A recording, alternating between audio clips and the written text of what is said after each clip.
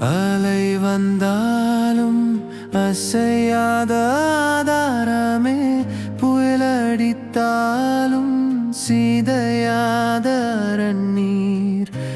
கரத்தில் நான் நிம்மதியாய் என் வாழ்நாளெல்லாம் துதித்திடுவேன்.